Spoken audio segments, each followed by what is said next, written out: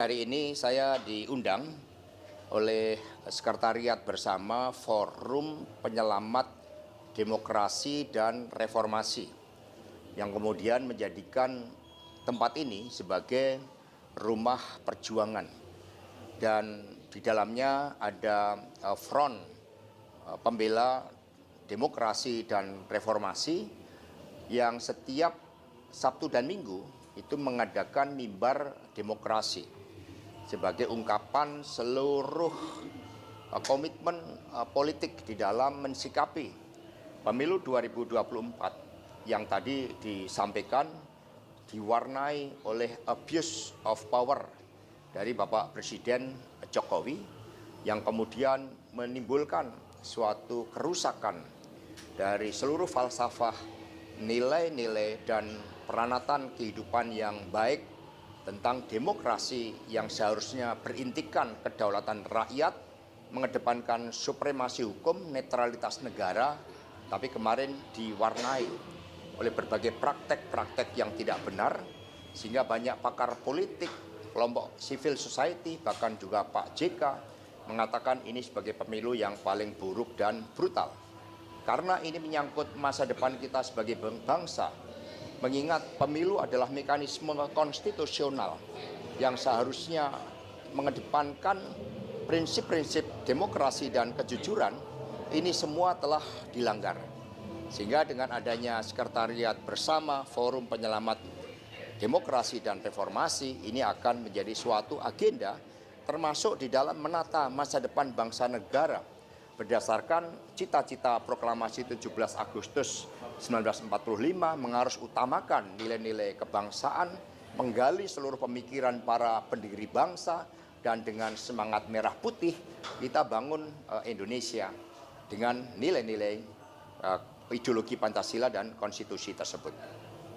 Ada pertanyaan? Kenapa Pak Hasto pada akhirnya mewadahi forum ini? Apakah sudah pasti? Saya diundang bukan mewadahi, mereka punya prakarsa dan terus melakukan konsolidasi. Kelompok-kelompok civil society itu terus bergerak. Bahkan para guru-guru besar, tokoh-tokoh perguruan tinggi, civil society itu terus melakukan konsolidasi. Karena apa? Karena mereka juga terbangun spiritnya setelah dikatakan oleh Presiden Jokowi bahwa ini adalah residu politik, sehingga pernyataan-pernyataan kritis dari para guru besar, para tokoh-tokoh civil society itu dikatakan sebagai residu politik. Apalagi itu dikatakan di hadapan Panglima TNI dan juga Kapolri. Sehingga ketika residu politik inilah akhirnya malah menyulut berbagai pergerakan yang masif dari kelompok civil society. Kami selalu hadir ketika diundang karena PD Perjuangan kan Partai Demokrasi Indonesia. Kami memiliki legitimasi historis ketika melawan pemerintahan yang otoriter. Kami memiliki suatu kebenaran sejarah ketika Ibu Megawati Soekarno Putri juga melawan pemerintahan otoriter Soeharto sampai kantor PDI saat itu dilakukan tindak kekerasan yang bertentangan dengan nilai-nilai demokrasi, maka rakyat kemudian bergerak. Mas Hasto, terkait dengan hak angket, apakah sudah ada perkembangan dan sejauh mana naskah akademisnya sudah disusun, Mas? Jadi hak angket ini kan bukan sekedar proses politik di DPR. Hak angket ini adalah penyelenggaraan pemerintahan dijalankan pada konstitusi dan nilai-nilai demokrasi. Karena itulah yang sangat penting juga dibangun tentang kesadaran bersama yang mensikapi pemilu 2024. Kalau di luar negeri yang tanpa bansos, tanpa intimidasi, kemudian tanpa tekanan-tekanan hukum, masyarakat Indonesia dengan kebenaran nurani memberikan dukungan kepada Ganjar Mahfud, baru kali ini apa yang disuarakan dari warga Indonesia di luar negeri berbeda dengan dalam negeri. Maka kami bertemu dengan pakar IT, ini tidak hanya terkait dengan KPU, ada kekuatan besar yang di belakang KPU yang kemudian menggunakan Sirekap untuk merancang suatu desain melalui quick count yang diintercept. Ini ada bukti-bukti. Quick count itu diintercept tidak hanya untuk pilpres, tetapi juga untuk pileg. Pileg itu misalnya exit poll itu pernah menunjukkan bagaimana Gerindra setidak-tidaknya nomor 2, lalu ada suatu upaya mengintercept quick count untuk pemilu legislatif, sehingga akhirnya Partai Gerindra muncul ketiga. Dan kemudian PSI dibesar-besarkan, sementara partai yang mendukung Pak Ganjar Mahfud dikecil-kecilkan. PDI Perjuangan dikecil-kecilkan, P3 dikecil-kecilkan, bahkan nanti bisa tercatat ini bahwa pemerintahan rejim saat ini akan menghilangkan sejarah Partai Ka'bah. Perindo dikecil-kecilkan, Hanura dikecil-kecilkan, siapa yang mendukung Ganjar Mahfud dikecil-kecilkan oleh manuver dari rejim yang ingin memperpanjang kekuasaan. Dan kemudian masih ada suatu operasi untuk menggelembungkan suara dari PSI. Ini bukan suara kami, ini suara dari tokoh-tokoh pro demokrasi, dari para pakar yang mencoba mengungkapkan kebenaran di dalam politik. Mas Hasto, terkait dengan hak angket, kemarin dari Sekjen Partai Nasdem Hermawi Taslim mengatakan inginnya 3 parpol koalisi perubahan itu membuat satu perjanjian Mas dengan PDIP terkait dengan komitmen nanti mendorong hak angket. Itu gimana tanggapannya? Kita sudah ada ideologi Pancasila, sudah ada konstitusi, sudah ada peralatan kehidupan yang baik tentang nilai-nilai demokrasi yang seharusnya itu perjanjian kita. Sehingga ketika semua berada dalam rel bahwa kesadaran pemilu ini adalah pemilu yang buruk dan brutal, pemilu di mana sumber daya negara, instrumen negara digunakan untuk memberikan keberpihakan kepada paslon 02, maka semua bergerak. Jadi komitmen kita adalah nilai-nilai demokrasi itu. Perjanjian kita adalah komitmen kerakyatan itu. Karena kalau ini tidak disikapi, buat apa pemilu yang akan datang? Kita harus diingatkan oleh sejarah, pemilu tahun 71 itu pemilu juga yang sangat brutal. Diwarnai dengan pembunuhan rakyat, saat itu masih melibatkan ABRI sebagai penopang utama kekuasaan dari Pak Harto dan Ketik. Lalu ketika kekuatan yang mengoreksi itu dikalahkan, ini menjadi basis penopang 27 tahun dari pemerintahan Orde Baru pasca pemilu 71. Kalau ini tidak kita kritisi, nanti pemilu tidak akan ada lagi. Yang ada adalah simsalabim hasil pemilu. Mas, itu Mas yang kemarin kan menemuin algoritmanya stuck di 17% aja. Nah, sedangkan sama KPU itu dibantah. Nah, nanti dari tingkat... Ya ini kan kekuatan di belakang KPU. KPU-nya sendiri nggak tahu. Bahkan KPU sendiri kan pura-pura nggak tahu ketika IP address-nya dipindahkan. Mereka menyangkal. Akhirnya setelah ada bukti-bukti baru mengakui. Bagaimana mungkin data-data yang strategis kita menggunakan swasta, yaitu Alibaba, dan ada kepentingan geopolitik terkait dengan pertarungan antara Amerika Serikat dan China. Sehingga ini sudah tidak benar semuanya. Cara-cara berpolitik kita sudah mereduksi kedaulatan kita sebagai bangsa. Ini yang harus kita koreksi. Maka ketika KPU mencoba menyanggah beberapa hal. Pertama, ketika Sirekap dimatikan, alasan dari KPU apa? Kan banyak serangan hackers. Itu tidak terbukti, itu sengaja manual shutdown.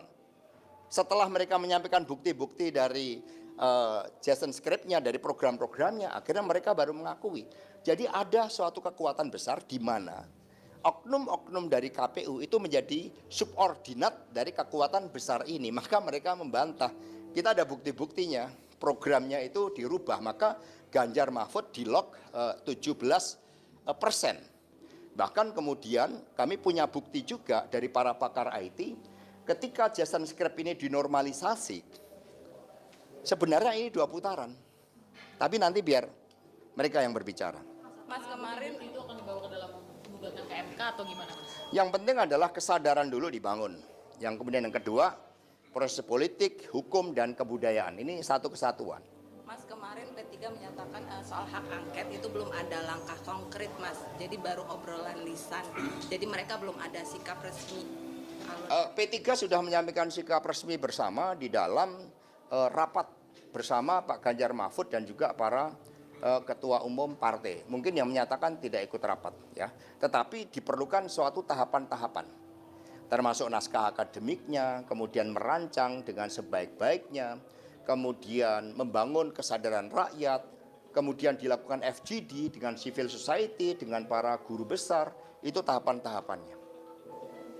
Artinya tidak menunggu 20 Maret itu ya, Mas, untuk mengajukan. Jadi ini segala sesuatunya dipersiapkan. Prof. Mahfud sudah mengatakan naskah akademiknya sedang disempurnakan, tapi revisi 0 sudah dikeluarkan.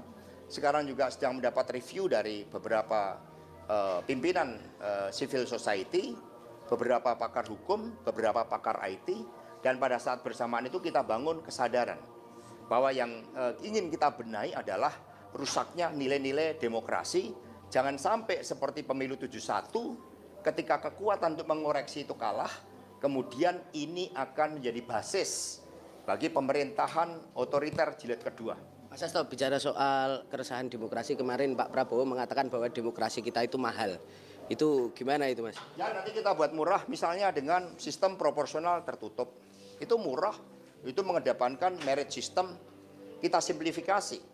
Mengapa menjadi mahal? Karena itu kejadian pada tahun 2009 ketika liberalisasi politik itu dilakukan tanpa nomor urut. Padahal itu sebagai suatu upaya mengkooptasi juga beberapa elemen dari Mahkamah Konstitusi diterapkan yang sama dengan bansos, dengan campur tangan negara. Hanya kali ini intervensi dari negara itu sudah di atas batas kenormalan. Mas, terkait PDIP kan menjadi partai pemenang dalam pileg nih Mas. Nah, kursi DPR ini lagi seksi-seksinya untuk direbut oleh PDI, Golkar, dan Gerindra. Bagaimana melihat kan adanya kursi PDIP, kursi ketua DPR ini direbut oleh PDI, Gerindra atau Golkar, Mas? Apalagi Golkar sekarang suaranya lagi naik nih, Mas. Ya, kalau kita lihat dari pernyataan beberapa pakar, kan ada upaya-upaya juga kemarin untuk menurunkan Gerindra. Kemudian Golkar untuk menjadi bagian dari suatu kendaraan politik yang akan dimainkan. Karena kalau kita lihat berbagai kecenderungan ke depan, rivalitas kekuasaan karena tidak dibangun oleh idealisme, itu juga rentan. Sama dengan apa yang terjadi di Filipina. Apalagi situasi perekonomian, tantangan yang dihadapi pemerintahan tidak mudah. Kita lihat konflik di Timur Tengah.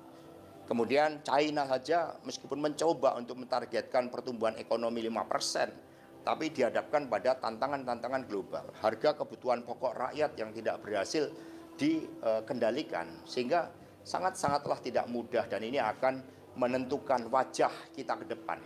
Tetapi bagi PD Perjuangan, kepentingan bangsa dan negara itu harus tetap menjadi komitmen yang utama. Kita tidak ingin persatuan dikorbankan. Ya, karena itulah PD Perjuangan akan memerankan peran yang penting dan strategis di dalam menjaga ya seluruh marwah demokrasi, marwah kekuasaan untuk rakyat yang mengatasi kemiskinan, marwah kekuasaan untuk membangun masa depan dengan menggembleng anak-anak muda kita semuanya, marwah untuk memperkuat kesejahteraan rakyat melalui ekonomi kerakyatan. Itu yang akan terus-menerus dilakukan oleh PDI Perjuangan.